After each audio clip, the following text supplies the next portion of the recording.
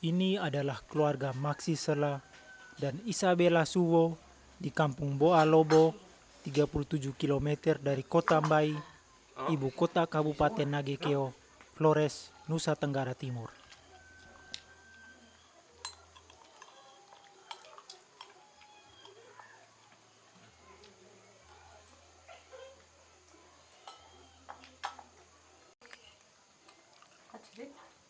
Di tengah pandemi COVID-19, ini adalah cara mereka bertahan hidup, yakni dengan mengonsumsi pangan lokal yang disebut odo.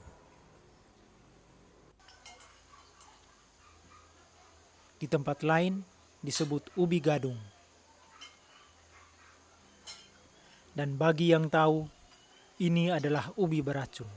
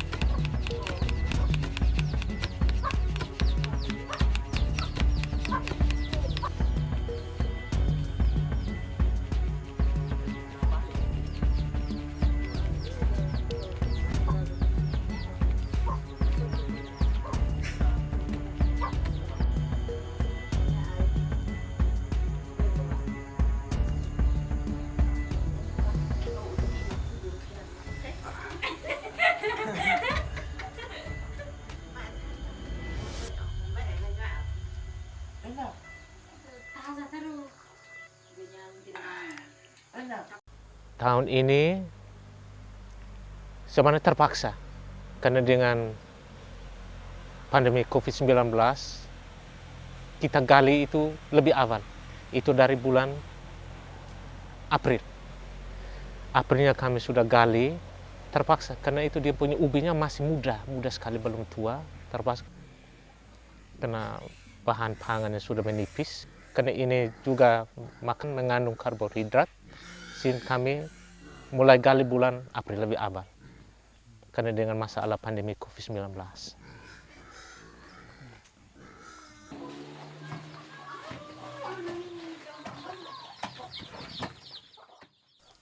Jadi pokoknya untuk menyangkut dengan situasi pandemi COVID-19, yang menjadi kendala itu ya bahan pangan. Itu beras menipis karena tidak ada pasar yang buka, sehingga akses masyarakat itu dia mau lari kemana. Banyak bahan pangan itu tidak dijual kemana-mana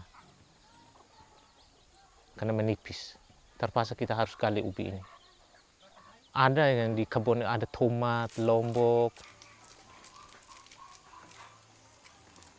sayur-sayuran ada. Tapi kita mau jual kemana? Kita habis dimakan. Tidak ada uang, ternak pun ada, tapi kita mau jual kemana? Uang hasil dari mana? Tidak ada. Hampir setiap hari, keluarga Maxi keluar masuk hutan untuk mencari ubi beracun. Mereka harus berangkat pagi karena jarak yang ditempuh mencapai 8 km dengan bermotor dan berjalan kaki.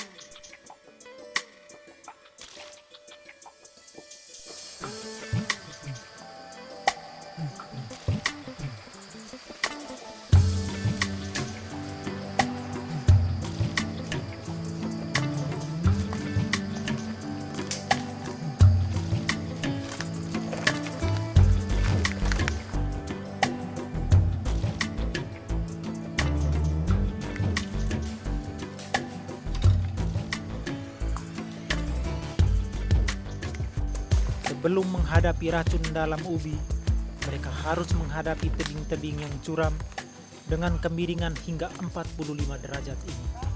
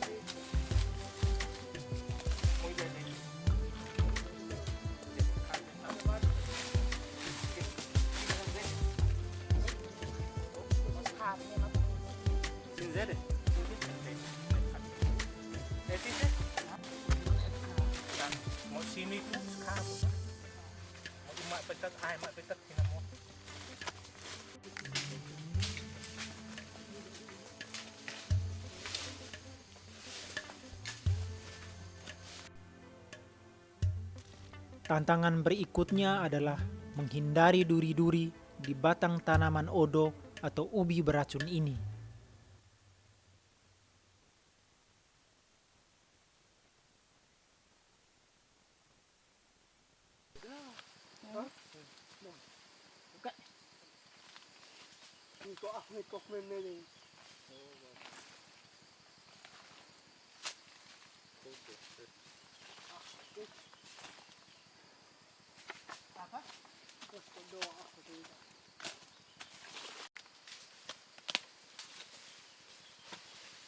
Kalau kita muda dari Puasa mas. Udah isi montan mau pakai dia. Isi po ang sok. Nagbuat ada yang mau. Tapi keluarga Maksi tak hanya menggali dan mengambil. Mereka juga menanam kembali agar dapat dipanen di tahun berikutnya. Tanam kembali. Sama isi sama isi. Tanam kembali tahun depan digali lagi. Tetap lokasi yang sama. Tetap ya. Tidak tanam. Mati.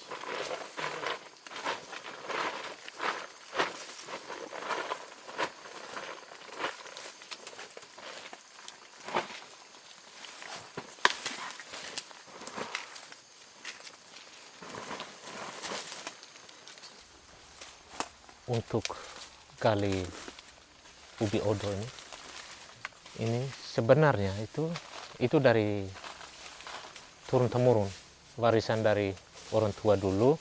Bahwa gali ubi odo ini itu sebenarnya bulan 6-7 pas musim kemarau, saat panen itu secara rutin.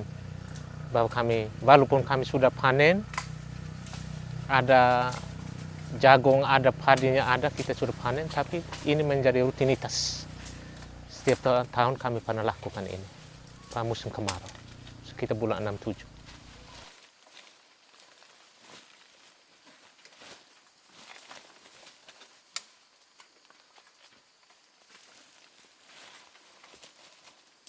Kalau jenis ubi odo ini, ya jenis ubi beracun. Kalau kelolanya tidak benar, tidak sesuai dengan aturan dari nenek moyang, dari leluhur kita, dia mengandung racun. Dan dia sangat berbahaya juga.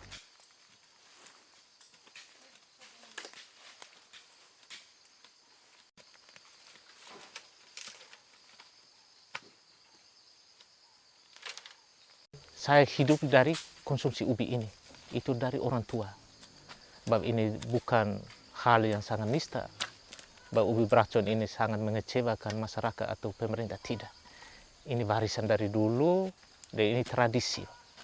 Tahun ini sudah sebagian besar 90%. Itu masyarakat itu sudah keluar rumah itu sudah mulai gali ubi odo ini konsumsi. Untuk sebagai makanan penahan hidup. Kalau kita hanya harap beras, ini bagaimana? Tidak bisa tahan. Karena ini jujur Pak, jujur untuk ini tahun karena dengan kami yang gali ubi odo ini, bahwa aktivitas kami yang beli beras di kios itu sudah berkurang Pak. Ada orang yang mulai beli 50 kilo, 20 kilo sudah berkurang karena dengan gali ubi odo ini. Paling-paling 2-3 hari dia baru beli lagi 5 kilo, 3 kilo. Karena dengan ada ketahanan ini.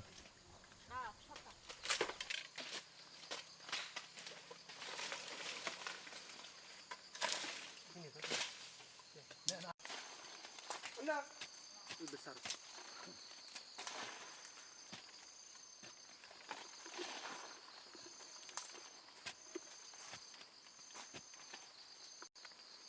Dia main ini.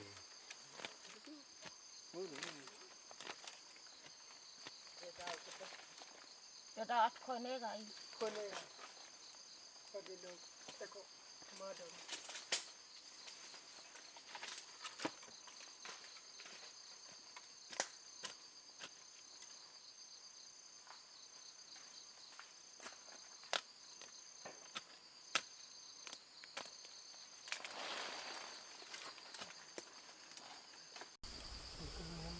Kalau saya punya orang tua itu pernah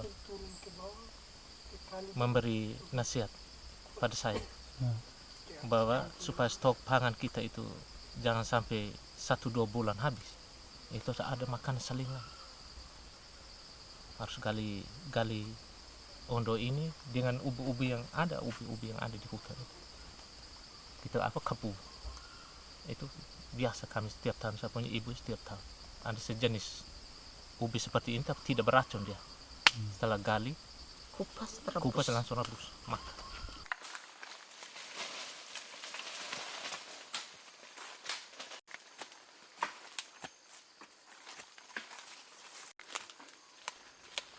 Tak hanya keluarga Maksi, keluarga Peter juga melakukan hal yang sama.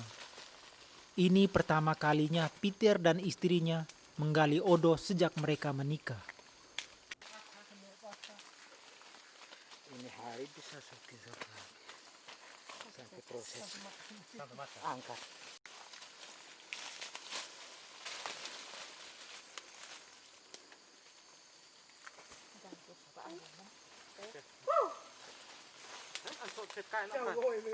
Wow, dia ada bosok.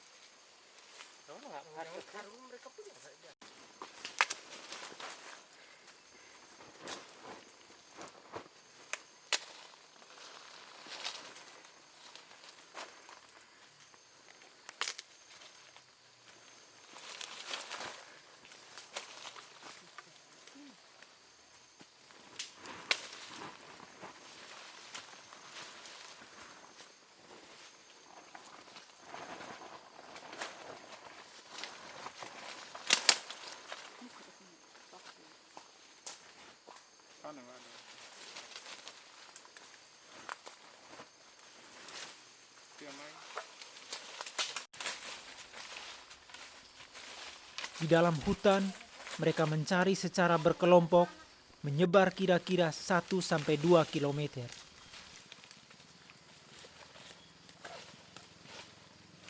Mo ana di mami orang semua nak sakha mo sakha miun sakha. Kena becok sih Pak. Dia nak kena. Nenga betul.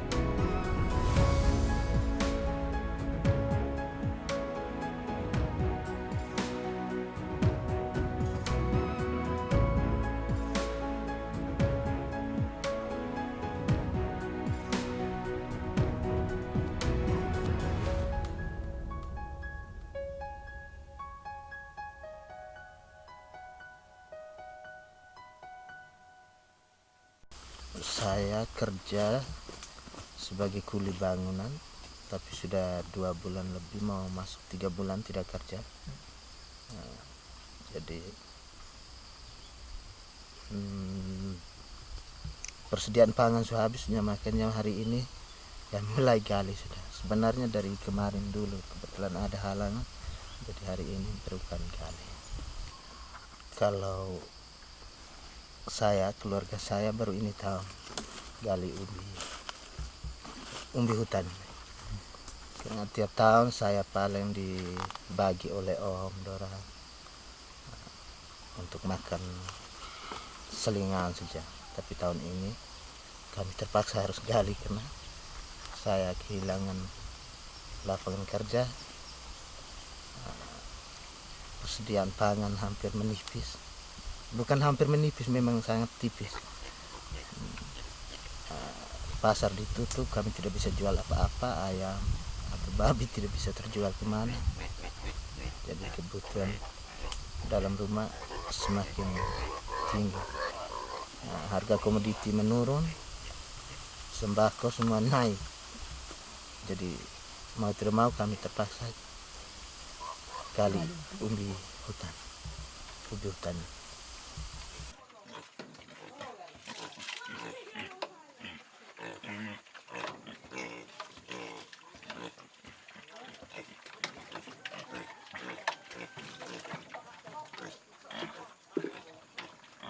Biasanya sekarang belum sebenarnya.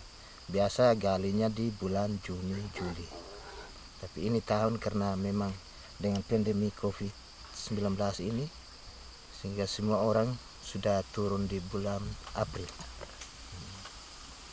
Dengan kondisi ubi ini sebenarnya masih muda, ini belum siap digali. Tapi ini terpaksa sekali.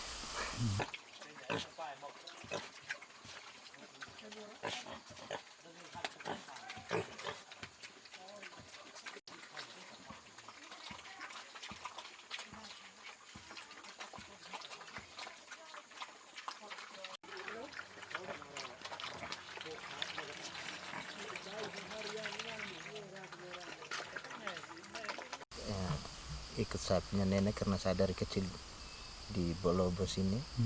Saya biasa ikut nenek gali, mereka rendam, itu saya selalu ikut. Terakhir itu tahun berapa? Sekitar tahun 95 mungkin. Dan mulai lagi gali tahun ini 2020 baru. Semenjak dari itu sampai sekarang baru gali lagi. Ya. Gali lagi. Baru ikut gali ya. Baru ikut gali. Tapi makannya selalu tiap tahun dapat. Makan selalu tiap tahun. Biasa kalau om saya pergi gali apa, biasa saya kebagian. Karena saya kan jarang di rumah, sering keluar kerja. Tahun ini memang saya setia kerja sudah 2 bulan lebih. Ya mau bagaimana, sudah kita gali ubi sudah.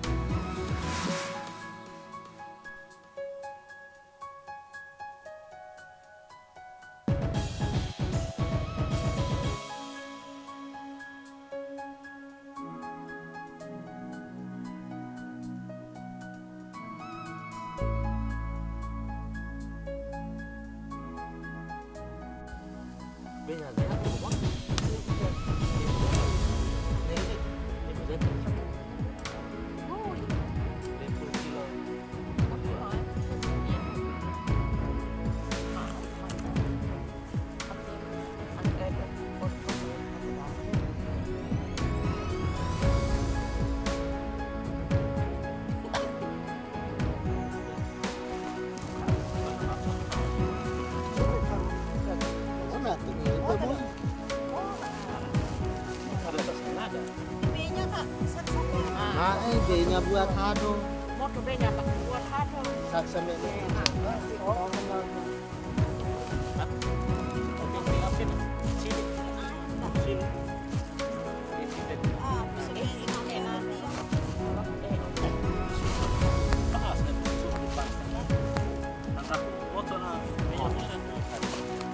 Motor B-nya hado. Ini kartu dulu memang.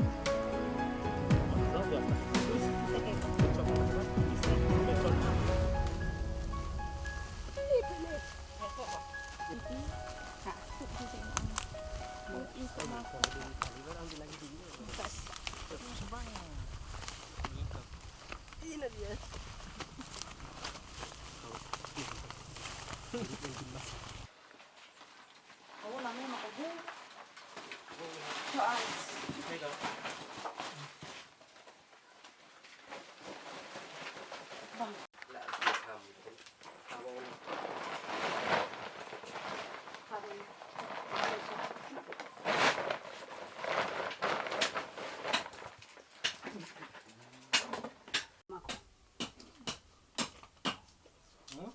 Daw imut kemana?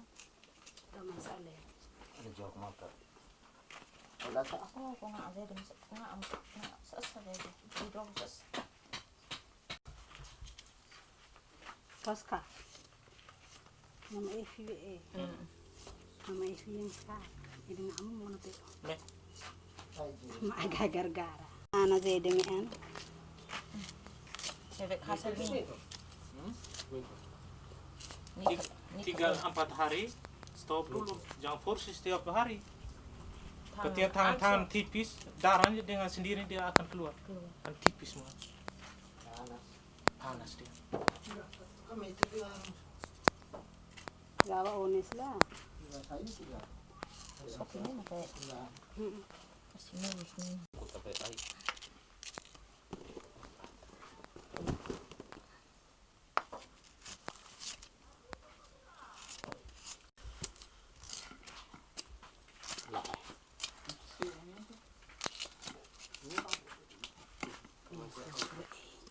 Macis kau untuk kedua kau. Kuning. Ade lagi ya. Ini masak.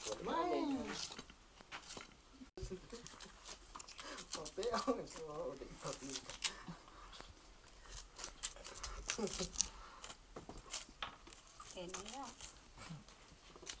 Untuk menghilangkan racunnya itu kita harus iris secara tipis, itu hitung mili. Dia punya tebalnya itu hitung mili. Menghilangkan racunnya itu harus dengan garam yang tinggi. Rendam dengan air garam. Itu minimal 1 malam. Jadi prosesnya bahwa setelah iris itu direndam dengan air garam selama 1 malam. Keesokan harinya itu kita langsung rendam di air mengalir. Itu bukan kita rendam di kolam, itu di kali yang air mengalir, sehingga menghilangkan air racunnya itu. Itu kita aduk itu sudah lama sekali, Pak. Harus dilihat air janinnya keluar. Nah, hilangkan warna putih, air beracun, itu rendamnya 1 malam lagi. Rendam di air mengalir di kali itu 1 malam lagi. Pabeke cok kita. Lapis tuh. Merata. Lapis mabok. Aku pabe mau nagana si en. Lapis. Aku pa beto gao eh. Nagkaya iwi aga. Tiga sini di mana. Kisood hancur. Oh mati di mana saya dapat kaju gao. 1944 waktu yang cerita. Itu yang masak ubi ini tadi. Bersama dengan ubi hutan juga, tapi yang tidak beracun. Ciri berbeda. Waktu itu dia makan ubi itu kapue, Fian. Nggak pas ini saat. Ubi ribut. Nah, habis tentara Jepang itu yang kasih ini ubi beracun. Itu sekitar 30-40 orang waktu bilang. Waktu itu hari kan masih di Sendang. mas Jepang itu kan tentara Jepang punya. Itu mereka langsung ada penguburan massa di situ. Oh, tentara Jepang itu mati. Mereka langsung rampas senjata. Jadi Kasih. itu pernah diceritakan oleh Oleh bapak tua, Bapak. Ah, Terus kubur mereka itu ada? Hah? Kubur mereka yang mati. Amang sezidi ada kada zidi po odo di au. Bapak tua aku mau kirim ke sana ke Jakarta. Pas Inggris, sekutu, bom, kota Hiroshima Nagasaki. Itu yang langsung bapak tua bakar.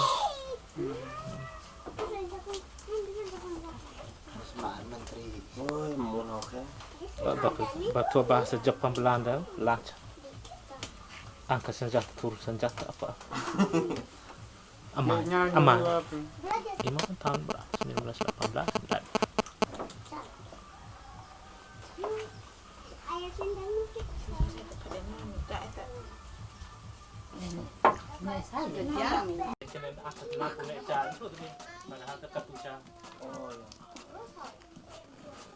Kecepatan TV mobil lari jalan sepi.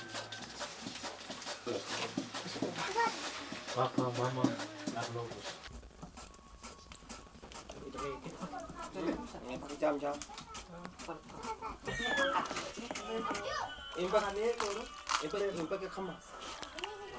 Aku waktu malah ikas pakam tekan tikas.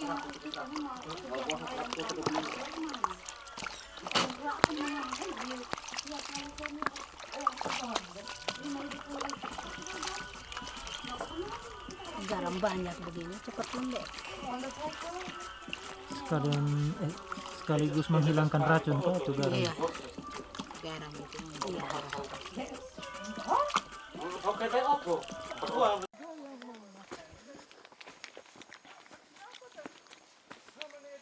langsung dimakan. Tapi kalau di sini,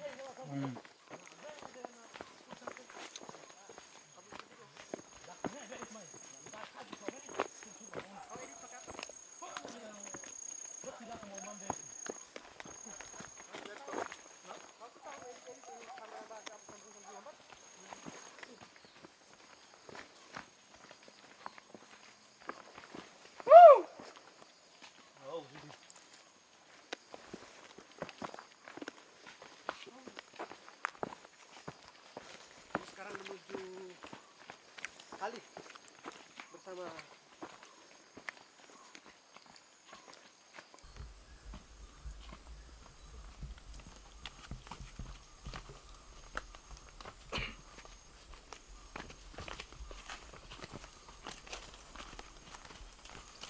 bahwa ini situasi dan kondisi jalan yang masyarakat tempuh setelah ubi ondo yang sudah direndam satu malam, yang sias haji itu mereka mulai pikul dari bawah lewat ini.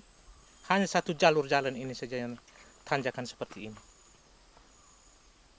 Dan habis iris dan direndam di kampung itu juga melewati jalan ini untuk kerendam di bawah sungai. Iya, hanya lewat jalur ini saja. Dan memang hanya satu-satunya jalan. Satu-satunya jalan alternatif hanya di sini.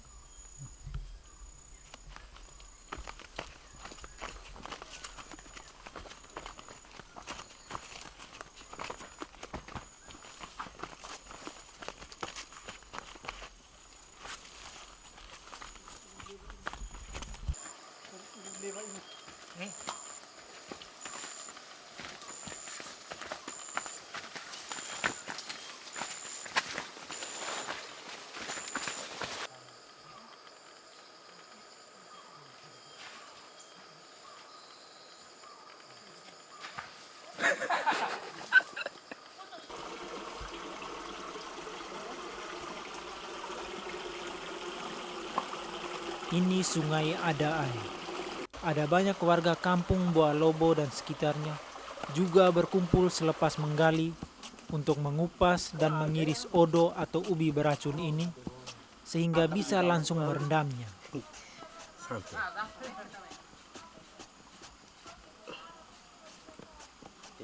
Bos sudah tahu, mau dia bakar, dia pokok. Nah, thấy cái cái môn vẽ thấy này, thấy một cái môn ai gì cái môn thấy tao uống cái môn chỉ đốt hay cái đó mất.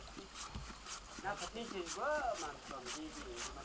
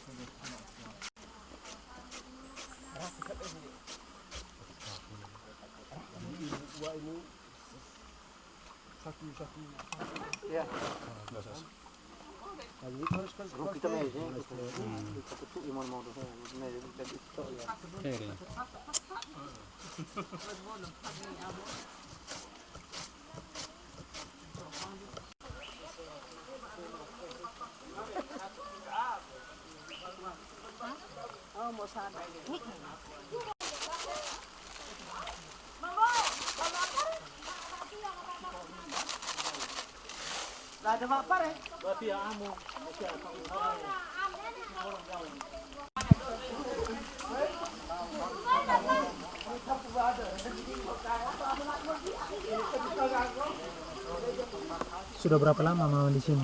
Kami sudah 1 minggu lebih.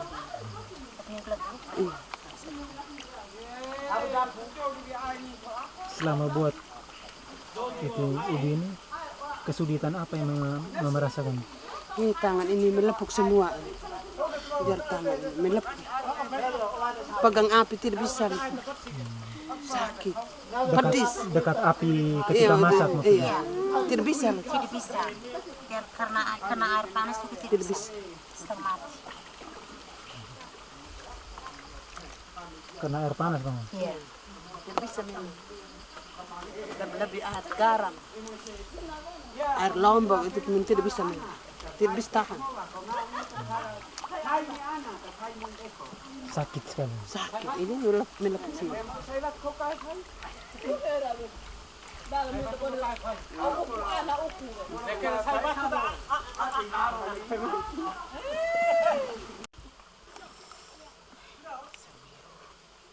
Pedis.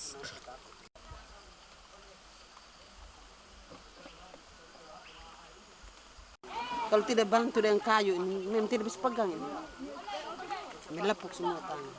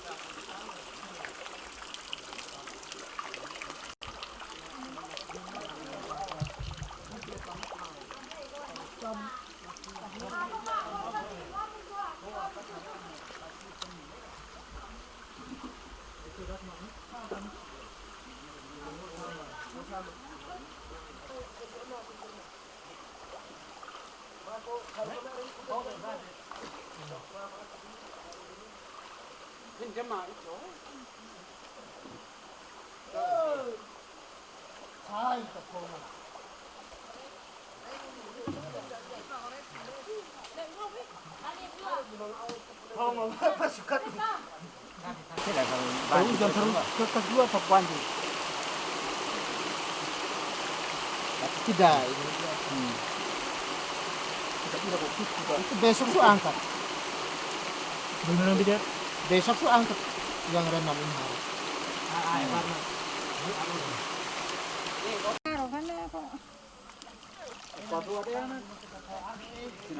Ni kami orang mak karu kapa kabri karu kapa ni imo proses ai mo na pe rasa imo. Eh baba mo ya suka zade takat zade pasu.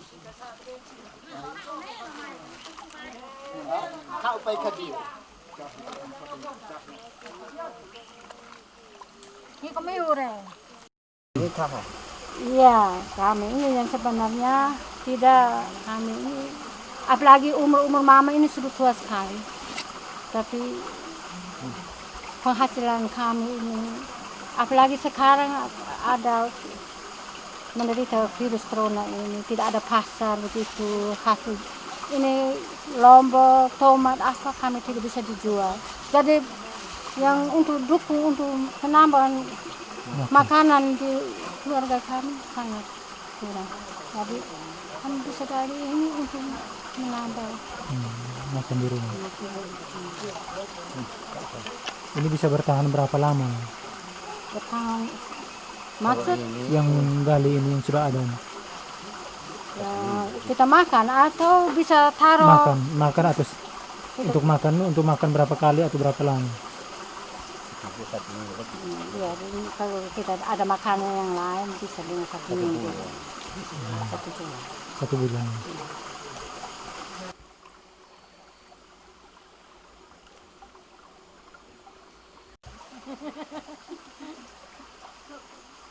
Henry, kadang-kadang mana Henry? no kau jangan Cuy kakak ya.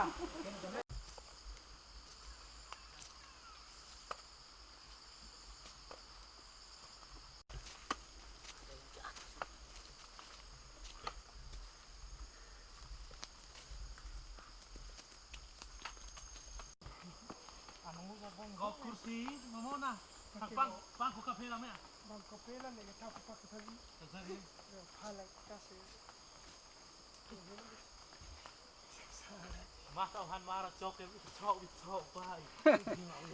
Dia dah pulangan panjang oke. Oke aku sok deh masuk. Ya pulang sih.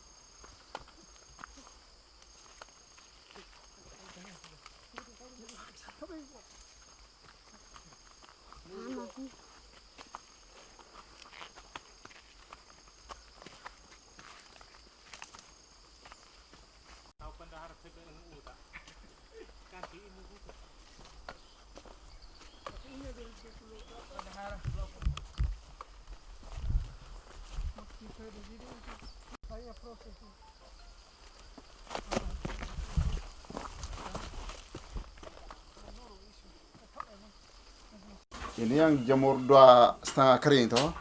Oh, setelah itu masuk dalam bere atau karu, peram 2 malam gitu. Lalu kita lihat warna sudah hitam. Nah, kita jemur lagi kasih kering. Lalu mau masak, kita rendam di air dulu. Nah, macam ini nih. Nah, ini. Lalu kita peras airnya baru di danda ya ini. Ini yang sudah peram tadi. Minta airnya ini baru diperas. Peras begini baru masak. Masak juga tidak lama, paling tinggi 15 menit itu sudah bisa angkat. Kasih kering kembali.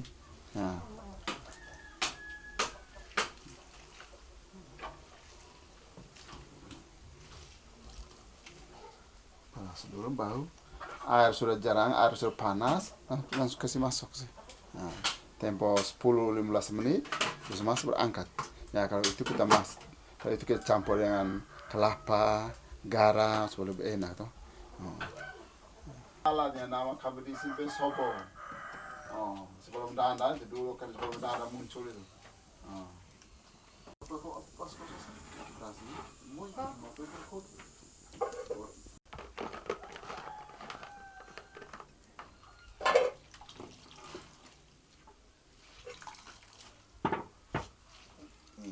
Oke, masuk.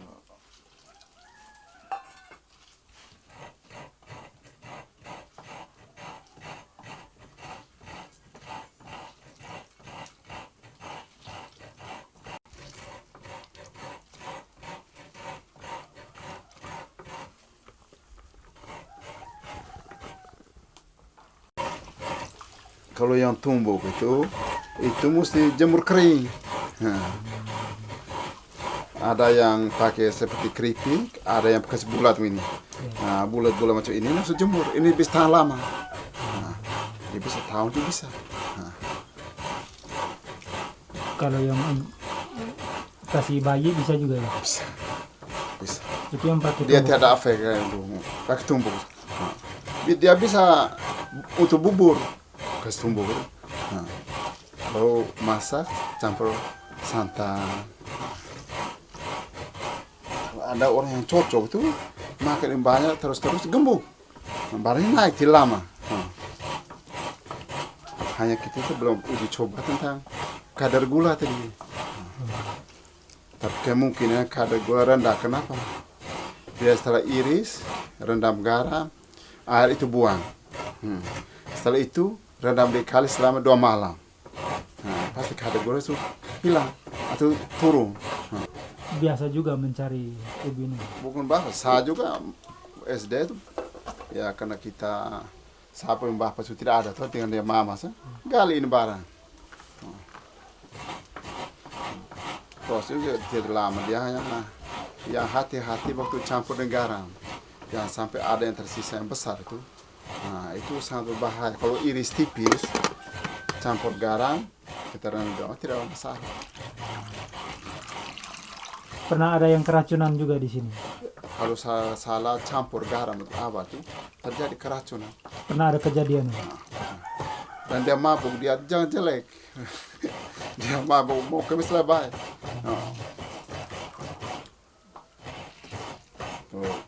Salah itu. Nah, karena waktu awal campur awal yang garam itu, kan dia lembek betul.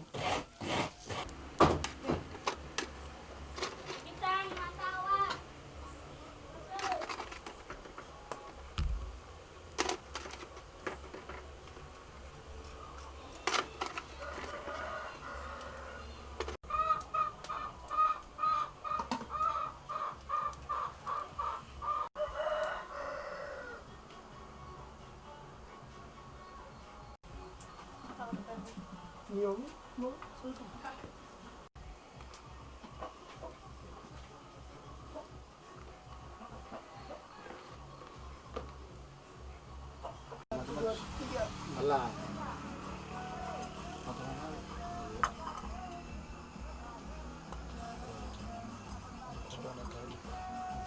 Ada kursi ya? Ini ada. Oh. Taruh himai tau kayak pra hotel. Otang, itu kau mesti ya. Itu bahkan mesti. Mesti sana mana? Ayo. Oh, selamat makan.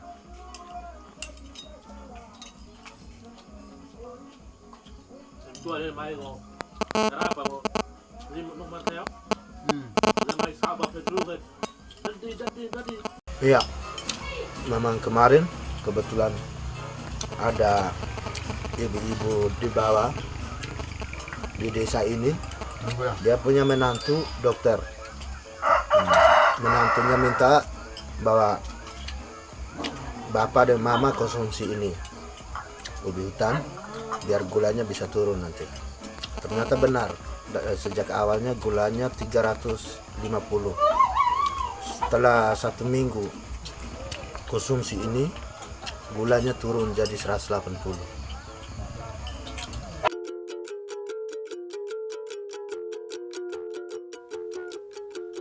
Melihat bagaimana warga mengolah odo atau ubi beracun ini adalah melihat mereka yang berusaha bertahan dengan pangan alternatif. Inilah barangkali yang menyelamatkan mereka dari ketergantungan terhadap beras sebagai sumber karbohidrat.